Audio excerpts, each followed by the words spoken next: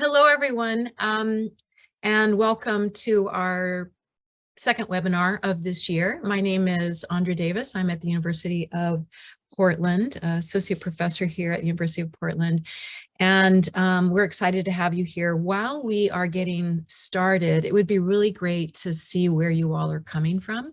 If you could put that information in the chat, that would be great. And the other question, I see a lot of not live faces, so maybe you could put it in, either come on and raise your hand for this next question or pop it in the chat. If you are using, hello, Illinois, Chicago, lots of different places, Maryland. Nice. Hello, everyone. So one of the other questions, because we're going to talk a little bit about, we're looking at the graduate palliative care education this month, and it would be helpful if you could share with us if you are familiar with ELNEC in particular. Are you using it in your schools? So you can either just, yes, raise your hand, you're using it in your graduate program, or give us a little information in the chat.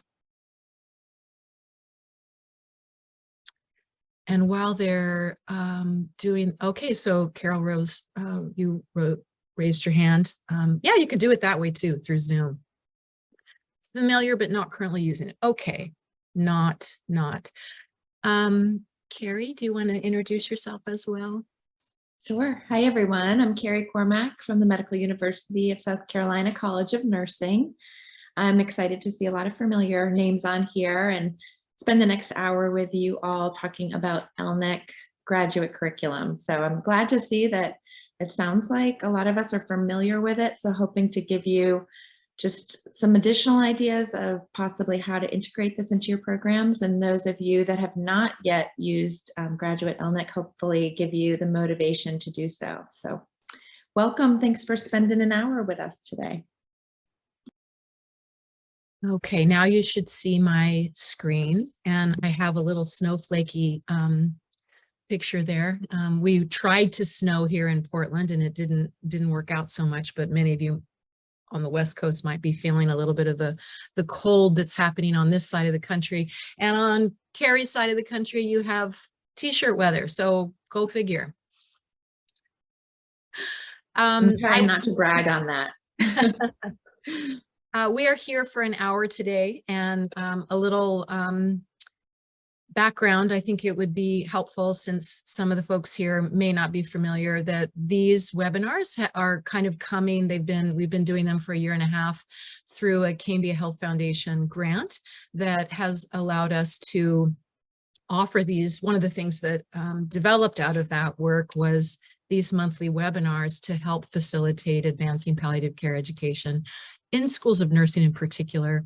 And this series this year, we are focusing on the ELNEC modules. I'll tell you a little bit more about that if you're not familiar, alternating between the undergraduate and the graduate curriculum. So last month was Introduction to Palliative Care in the undergrad module number 1, and we're mirroring that in the graduate today.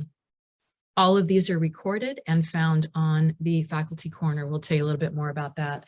So we are really happy to have Dr. Carrie Cormack here today, and she's already introduced herself, from Medical University of South Carolina, teaches in the DNP program around palliative care, and is a pediatric palliative care nurse practitioner. So quick run through about the background, and this may be helpful. It may be very familiar to a lot of you, so we'll go quick, but it is, I think, important to orient folks that may be less familiar. So we won't go too far back, but the ANA in 2017 had a call to action that all nurses lead and transform palliative care. And some of the directives from that document are on the left. Masters and DNP students, were really focusing in that way today, play a critical role in caring for people with serious illness. Specialty palliative care, which this is not, right? This is primary palliative care, are limited, those resources. And graduate level nurses must be able to provide primary palliative care across settings. So that somewhat set the stage. And just a couple of years ago, integration of palliative care into all serious illness care is a human right. And so the momentum continues to build around the importance of educating the workforce.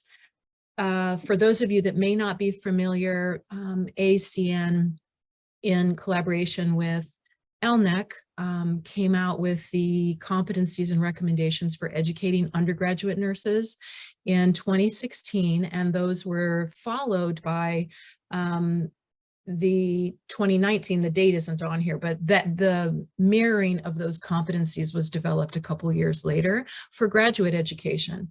And then, as you all know, the Essentials came out, which looked at entry level and then advanced level competencies. And for the first time ever, hospice and palliative care became one of the core spheres of care in terms of education.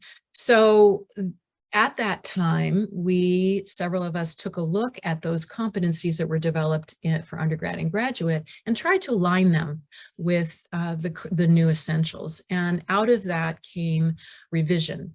So what we're going to share with you later today, and we'll put it in the chat in just a little bit so you can have the document as we break out into smaller groups and you have a chance to talk with each other, are the GCARES, which are the graduate competencies. So we'll have that document for you in a little bit. Back to the ANA call to action, their very first, in their summary of their recommendations, the very first recommendation was that schools of nursing adopt the undergrad. At that time, the graduate curriculum had not been developed, right? So they endorsed using the online version of the end-of-life nursing consortium curriculum that had been in existence for many, many years. Many of you on this call are familiar with all of those. And here they are over time, sort of back to 2000 when the core curriculum was developed. And in red, you can see when the undergrad and then later the graduate curriculum came out for schools of nursing in particular. All the other curriculum were aimed at practicing nurses. And these are 6 online modules. Here are the topical areas of those modules.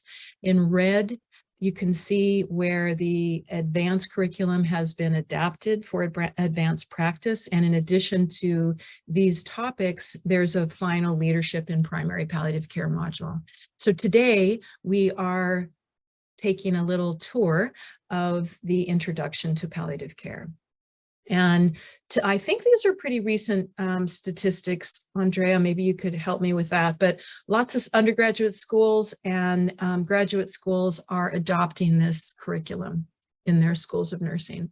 We will give you these slides and you can take a picture of that QR code, which is or you can Google ELNEC Faculty Corner, all these documents. The webinars, which you know about because you went there to sign up probably, are found on this Developing Faculty Corner. So with that, I wonder if, Carrie, I want to toss it over to you for a little bit to just kind of talk about this module, and then we can take a look at Great. the first module. So today is kind of to talk to you, to introduce the modules, to introduce the curriculum. We can definitely send the link, but just as a reminder, as faculty, you can get access to this curriculum if you're interested in taking a look at it and running it through yourself. It would definitely be encouraged to do so if it's not yet implemented in your school, as a way of just talking to leadership about it and just checking it out yourself. It's very user-friendly. It is through the platform of Relias. It costs $29 per student, which is amazing because, textbooks are often a lot more and some of the other modules that they're encouraged throughout a graduate program. So $29, whether it's seeking funding from different donors or grants to support, or working it into the tuition, or asking students to pay for it independently. There are many different ways that schools have been able to get this for their students. So we can give you the link. I encourage you to reach out to get a copy of the curriculum if you have not already done so. But today we're going to go through Module 1, which is the Introduction to Palliative Care. Andra gave a great introduction of kind of how we got here, when this started, and who's using it. And I won't read verbatim kind of all the objectives and introductions, but just knowing that the first module is really designed to help graduate level nursing students or future nursing leaders, because that's who they are, become more knowledgeable about the importance of palliative care. It talks through really the basic palliative care and the need for that with all patients with serious illness and their family. All of the things that we just talked about too, how it's intended for all populations of patients. Palliative care can be given across the lifespan and in all clinical settings, which all of us here know very well.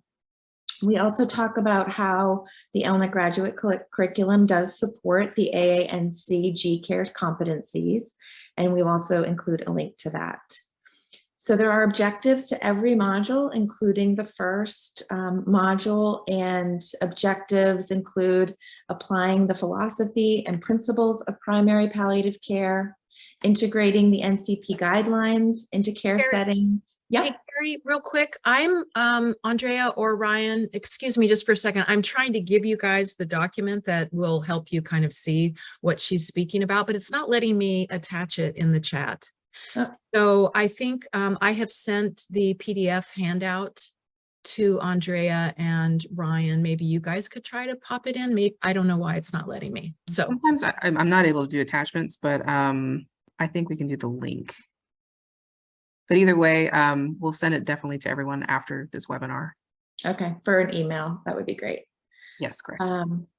And then the other two objectives for the first module are to talk about the differences between hospice and palliative care services and the multiple roles of the advanced practice nurse in providing and advocating for quality palliative care. We have a couple additional considerations, and this will be in the outline that you receive, but I think they can be really helpful when introducing this content to your students. One is just recognizing that the topics in palliative and end-of-life care and discussions can be emotionally challenging for students. And I think it's a really helpful thing for students to hear up front, that we acknowledge that these can sometimes be really difficult, whether it's professional or personal experiences that the student has had. So we have some quotes in here that you are welcome to cut and paste and use in your curriculums when you think it's helpful. The other one is acknowledging that there are unique life experiences that may inform how a student perceives and responds to various types of information. So we talk about learners contacting their course faculty or other university-based mental health services if they experience distress associated with the content within this module. So those can be really helpful, and we encourage you to use them if needed. I tried to just pull it up. Can you guys see? Perfect.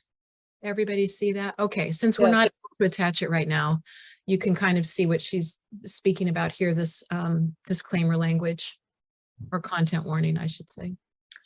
And, you know, when you talk about offering this content to our students, there are lots of ways we can do that as well with graduate learners, and some of it depends on how your individual programs are set up. For us at MUSC, we are primarily an online program.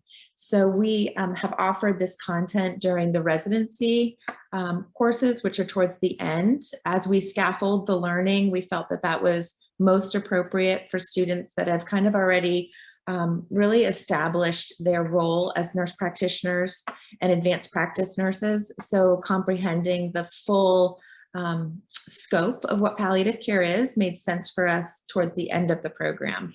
I have spoke with many faculty that have different ways of doing this, and whether it's a couple modules per semester or we give it to the students to complete on a kind of a self-paced basis. It's really up to you, but I do recommend, because of the sensitivity of the information, you to have a touch point with the students, and these these examples can be helpful as just someone that they can reach out to if they have questions or concerns or the subject matter is affecting them personally. I think it's nice to have an opportunity to debrief about some of these modules and the information that's covered during them. So our next spot was going to actually take a look at the module, and if you could pull that up, I think that would be helpful. So this might be very familiar for those of you that are using ELNEC Graduate Curriculum, but here is the ELNEC Graduate Curriculum Module 1, Introduction to Palliative Care. And how this works through Relias is that students or users are given a token, and when they redeem that token, the curriculum is open to them. And as Andra said, it is 6 modules. Perhaps Graduate is now 7 modules, and you must go in order. So students can't kind of jump around. You have to finish the entire module 1 to get to module 2 and so on. I share with students that some of the pace of the modules are really up to how much knowledge they previously had in palliative care, because like any self-paced curriculum, there is an opportunity to go through it quite quickly. But typically, if they're going to kind of focus on the information, go through every slide, I encourage them to take about an hour to an hour and a half per module to get through. So that's a good indication of times that students may spend on this. So as we go through, you can kind of see real quickly that there is some interaction with these modules. Some slides require you to, click on a link to find out more information or answer a question. We are going to jump to the welcome by Dr. Betty Farrell, which she does a great job of giving information to our APRN learners about the role of the APRN, and we thought we'd just take a couple minutes to hear her message now. So we have, give me a thumbs up, Carrie, or anyone, if you can hear this okay. Hopefully you can. This is a 5-minute introduction, and we have moved it forward to the very end. But just as a, again, not the purpose of this is just to show you and share with you different ways of engaging in the material and the type of material, not to provide palliative care education. Okay. So on behalf of the ELNEC project, our team, our thousands of colleagues who have been trained in this curriculum, we thank you for your commitment. We thank you for dedicating your professional career to better care for the seriously ill patient and their family. And we really congratulate you for being a leader, because as an APRN committed to palliative care, you have a tremendous opportunity to lead important efforts to change healthcare systems to ensure better care for everyone that we serve. So thank you, and we celebrate with you this new opportunity that you have as an advanced practice nurse to provide the best care possible.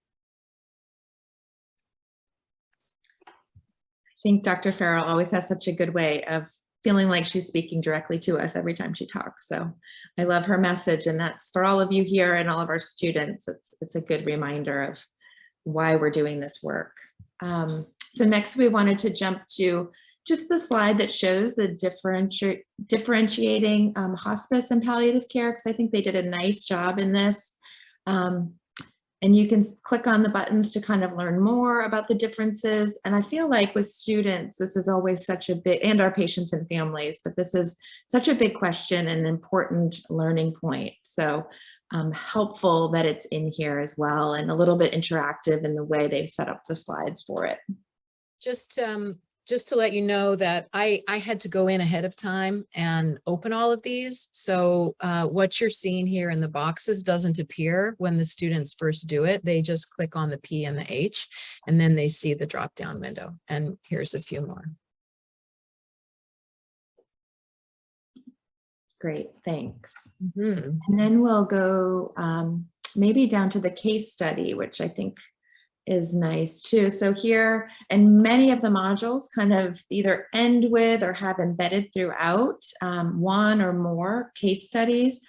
And this is, of course, a wonderful way for students to learn and really put this, these concepts into the care of our patients and families. So you can see here, you are caring for a 65-year-old patient with diabetes and comorbid end-stage renal disease. He has been your patient for more than 5 years. You had an advanced care planning conversation with him when he was first diagnosed with chronic renal failure, but his kidney function has been declining over the past 12 months and he will need dialysis in the very near future. And then the slides kind of work you through how are you going to begin your conversation with him at this visit, select the best response. And again, these are just really good activities for your students. And even when they pick the wrong response, I mean, there's no real, they won't be penalized for picking the wrong response. So we'll just give them the information. So you can see here, good job, Andra, she picked the right response. You can see the darkened area is the correct answer, or the answer that we were looking for. But it's just really nice and a great point of discussion. I had mentioned before some ways of working through these modules. Another opportunity for faculty is to present this as it is in person with your students and going through these slides together and really giving them these talking points. Unfortunately, in my program, we don't have that privilege of having that face-to-face time with our students, so they are more independently working through this. But this first module may be a really good one to do in a face-to-face setting if possible, just so we can have these talking points. You know, why wouldn't we have chosen this very first square? How would we better say this? So that's just an example of one of the case studies and opportunities for practice that are embedded into these modules. And just in closing, once again, Carrie mentioned that it would be a good way to talk through this. And if you weren't able to have that interactive kind of experience, I can't show you because I've already gotten the right answer here. But if I were to pick the wrong answer, it pops up and gives you that sort of interaction if you're doing it, you know, if students are doing it independently. Okay, that's it. I think so that's kind of a really quick overview of the Module 1 Introduction to Palliative Care. And like I said in the beginning, students move through the modules chronologically, so they can't get to 2 before they get to 1. A couple other just things that we've done. At the end, they can print off a certificate of completion, which is helpful. And some faculty have chosen to have this count towards a percentage of their grade. It would be kind of a pass-fail assignment because there's really no way to grade it other than completion. But I think that gives students some responsibility for completing it, which is important. And here at our college, we have this mandatory for all of our graduate students. So uploading that certificate of completion is a responsibility of the students during that residency course. Some additional teaching ideas in the graduate program. Some of them we've done. Everyone, sorry again, Carrie, but Andrea put a link to both of these documents in Google. So you should see that in the chat. So now you should be able to open up the document that you're looking at, but I'll just keep it on the screen as well. Sorry. Oh, no problem. So these are just some additional graduate teaching ideas. Some of them we are doing here at MUSC. Some of them I've talked to colleagues, some of them on this call that they're doing. We are hopeful in my discussions with Andrea and Megan Lippy that we are all kind of sharing ideas. I think it's really helpful to have these types of forums where we can talk about different things that we're doing. We are looking at growing the ELNEC website to include, you know, what are some different assignments, what are some different ways that we're doing this teaching. So anything that you guys can share and share with others can be helpful as well. At MUSC, a College of Nursing, we are mandating that faculty get trained in ELNEC. And we had some pushback to that for sure, but it's also really helped us prioritize the importance of palliative care and support our students who are doing this training. So it's something for you to consider in your own schools, talking to leadership. Certainly there is a cost associated, but we were fortunate to have some funding that supported that. So all full-time faculty does do the ELNEC programs as well.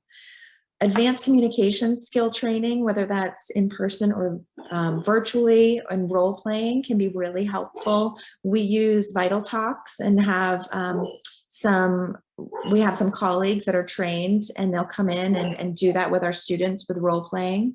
Interactive discussions within our PBLs are another way that we support this information. Simulation, we've created graduate level simulation and undergraduate level simulation for hospice and end of life and palliative care. So simulation's a really important part of our program and our teaching. Expert lecturers, bringing in our clinical partners that are working in the field of palliative care to talk to our students. We offer them clinical rotations across the lifespan, pediatric, perinatal, and certainly the adult providers. We also have some home-based palliative and hospice partners that we've gotten our students out with as well.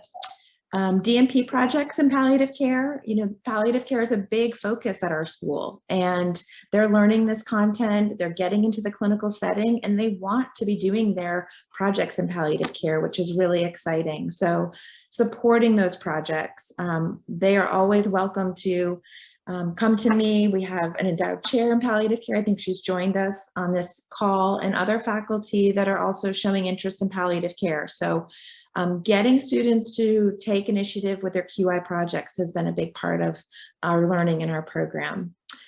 We also have elective courses, and it sounds like, according to the chat, there are some others that run palliative care courses as well. So those elective courses are open to all of the students throughout the program, and it's a growing interest. So I'm glad that that is expanding to more than just students in the palliative care track.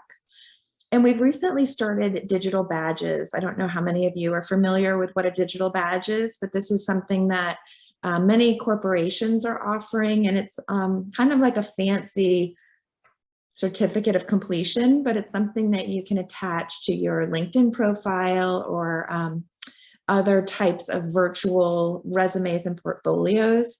So we now give digital badges to all the students that complete the ELNEC modules, and we're hopeful that that's kind of an increased little bonus for them, and something that will look good for their future employers, and they can kind of brag that they've had this training. So those are just some ideas, and my guess is if we had another hour, we could just triple this list of great things that are happening with all of you.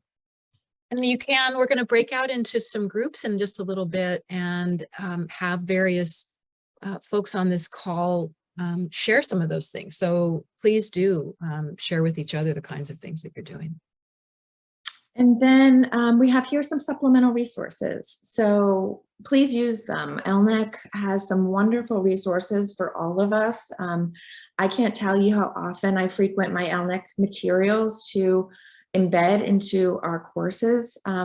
Just like if we were to share resources from each other, certainly I highlight that these resources are from ELNEC, but ELNEC's philosophy is to spread the education and get nurses educated. So there's some wonderful videos, case studies. Again, here is the link to supplemental materials and our faculty corner as well. I thought I'd just show it. Can you see the faculty Yep. corner? Great. I put the link for everybody in the chat. And Carrie was mentioning teaching resources, and those of you that have some things that you've developed that you're super proud of and want to share, of course you and your school would get credit acknowledgement for that, but that's what's going in some of these tabs here. So simulation was one that Carrie mentioned, and we have some folks that have donated different simulations, and this is for anybody to use. There's no reason for us to reinvent the wheel. Many people on the spectrum of doing this education have had a lot of experience. So let's share that with the people that have less. And then teaching exemplars as well, you mentioned. So slip that away. And at the very end of that handout, back to additional videos. These were found just this last fall. They're older. but we sort of put them in categories. If you might want to use them as supplemental aids in teaching to go in conjunction with the ELNEC module. Describing palliative care, there's a bunch, patient testimonials, and so forth. So that is at the end of this document. And that's just a little bit, right? There's a lot out there. So we are running right on time. It's about 12:35. We were hoping to do, I don't know, a 15 to 20-minute breakout where we got into smaller groups and really had an opportunity to share with each other the work that's going on. For those of us, or for those of you that haven't had a whole lot of palliative care embedded into your graduate course, now's your opportunity to chat with others that may have, and what are some of the initial steps that need to be taken. If you get into a room and we're all doing wonderful things, just sharing those resources and sharing ideas, because we are doing them differently, I'm sure. So you can see here, we have a couple options for breakout, and we have some great helpers that are going to get us into these rooms, hopefully about 4 or 5 per room. And we're asking you to pick kind of something to talk about. Pick a scenario. We have a couple here. We talked about the graduate competencies, or the G-CARES, and these are really important for us to be considering as we're implementing this information into our curriculum. So one of the options is really to take a look at those graduate competencies and discuss how are we using these into either our curriculum or into your role clinically, or your students will use them clinically. We also put here a couple different scenarios about for master's level educators or administrative leaders, or for DMP students or leaders. So I won't read through these right now. You can kind of break up into your groups and decide what would be best for those of you in each breakout group. And then our hope is to kind of come back together if you run out of time and want to just share what you're doing in your different settings, but then we'll come back together for the last 5 to 10 minutes and kind of debrief on our time in the breakout rooms and bring forward just what we're doing, what would be helpful, where to go next, and how we can work together to really ensure that our students are getting the great education that they need in our graduate programs. All right. So we're going to pop you into breakout rooms, and then we'll send a little announcement when it's time to come back. So just take a few minutes. These questions are on the Google Doc that you have access to. See you in a few. At some point, Andrea, would you mention how people can get access to the curriculum one more time? Sure. So if you need access to your colleagues, you may email elnec@coh.org. I'll put it in the chat again. We provide supplemental faculty materials for undergrad and graduate. So just shoot us an email and we'll set you up really quick with Relias. You'll receive an email from Relias to then have access. And again, this is free for all faculty, and it's then $29 for each student. And there is institutional pricing, so bulk pricing as well. So ask us about that if you're interested as well. Yeah, and I think they're looking at sort of tiered plan. So if you get it for 2 years, it's cheaper. Yeah, so faculty, we've had a faculty ask us, so we're listening. We've been in talks with Relias to have a tiered plan for 1 year, 2 year, or 3 years. So that's in the works. So once we have more information about that, we can let everyone know. But I see a couple hands up, maybe. Tony, did you have your hand raised? Yeah, thank you, Carrie, for a wonderful presentation, both you and Andra. I just wanted to mention, Olga and I are both from Oakland University in Rochester, Michigan, and we are, of course, like most schools, working on our competency-based education, revisions of our curriculum. And we had a workshop with Jerry Altmiller, who is one of the national leaders on competency-based education. And in her presentation to us, she said, here's the best way to incorporate palliative care into your curriculum. And it was the ELNEC, programs, undergraduate and graduate. So, it's just really nice to see that there's some national attention and focus. And I've been using ELNEC for the last 5 years. I've never had never had negative feedback from a student about, oh, I didn't like this program or anything like that. So, and my graduate students, I'm using it for the first time with them this semester, and they're really excited about this, about using it and getting more competent in that area. Great. Thank you, Tony. I agree. That was part of our discussion in our breakout room as well. So thank you so much. Would anyone like to share, if maybe just what they're taking back today? Maybe they've learned something new, whether it's from the content that we shared or the breakout rooms that they're excited to bring back to their colleagues or their leaders and move forward with.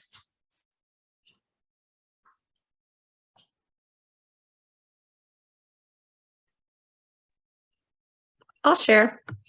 I appreciated my breakout room. I very much so, because we've been doing some undergrad and we're definitely at that place where we really need to do it in our grad school. But I love talking to Susan, and I think what I'm taking away is it's that patience and that just keep going and keep trying to add to it and keep feeding them information. And that's what it's going to take, that time. But it's also going to take us to really be committed to making that change. So I guess I think I want things to be done quickly, and I'm taking away that I need to be a little more patient. Well, the fact that you're here is great, and I'm excited to hear about your progress after today. So thanks for sharing that. And yes, patience is key, especially when you're just making these changes. So thanks for sharing. I guess I wasn't sure that about the faculty being able to take it for free, so I'm going to bring that back. Great, Marcia. Thank you. That's good. And I really hope that when you get a chance to look at it, you'll be surprised about how helpful it is and just how easy it is to get through and want to share it with everyone. So that's great. Well, I think Andra wanted, she had a couple things just to finish up on, but you have our contact information. Happy to share. Glad to see you all here. Glad to see a lot of familiar names and faces. And thanks for having me today. Yes, I wanted to thank you so much, Carrie. This was a great time together. And this is kind of the structure of how we'll do monthly webinars moving forward. A little bit of peeking at some of the actual module material, and then discussion around how we might use these. And just such richness and experience here. So let's not reinvent the wheel. And again, back to the idea that you may have something that you're doing that you're really proud of and you have developed. Please share that with us. You can send that directly to me. You can also go on the faculty corner, and there's a link, a big long blue link at the bottom that says call for submission, teaching or evaluation strategies. So you fill out that document, share it. We will stamp it with acknowledging you and your school and post that. So anyone have any last minute questions? I think maybe, yeah, okay, I see one. We really want to know what you want to learn more about. And if this format and this style of engagement is helpful, please let us know. Or if there's another approach or something that we're just missing. There are several of us out here that are going to be leading their region in this endeavor, and will be contacts within your region. More to come on that on the website soon, but some of those folks are here on the call. Tony, Olga, Carrie, and I'm not sure who else is here, but we're trying to kind of spread out and make ourselves a little more accessible in the region, but these things will continue. So Susan. Yes, I was wondering, do you have, so I introduced this at our faculty association meeting that these ELNEC resources are available, and then I would be sending out an email. I guess I just want to know, because I don't want just like random, like here and there. I'm going to send out an email. Do you have a standard, besides just here's the contact information? Do you have a nice, clean email that I can send that's already like the verbiage about encouraging, like, this is how you sign up, and this is moving forward. Do you have that? I can create something for our school, of course, but I just, if there's something already there, I didn't see it in the resources I looked through, but if there's a standard email that you would encourage to get faculty on board. Are you talking about the ELNEC curriculums specifically? Yes, ma'am. So Yes, you may ma'am. look on Relias on the website. I know there are, I feel like that's where I got some of my language when we started here. You know, they have the purpose of the curriculums. They have kind of the cost breakdown, as well as instructions for obtaining the tokens. Just some really powerful, like the background and things like that. I don't know if that's exactly what you're looking for, but that might be helpful. That's a good place to start.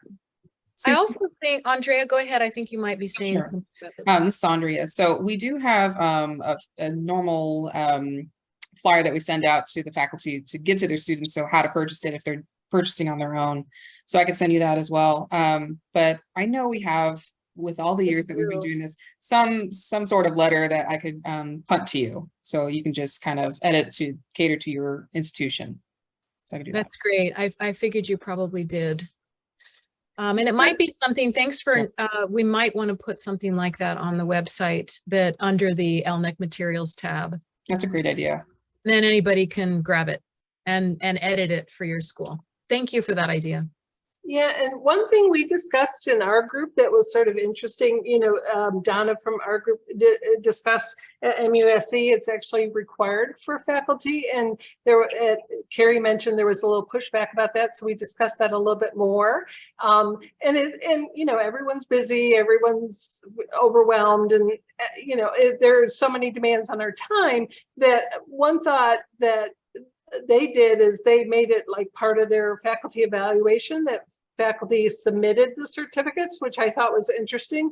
But the other thing that you could consider is just, you know, taking all your faculty names and email addresses and getting in touch with Relias yourself and asking them to send out a course token to all the faculty at once. I've done that before with Relias, and they've helped with that. And so that takes off the burden for them. They just get the course and it's there and they can get started, and they don't have to, you know, do the email and request it and all that kind of stuff.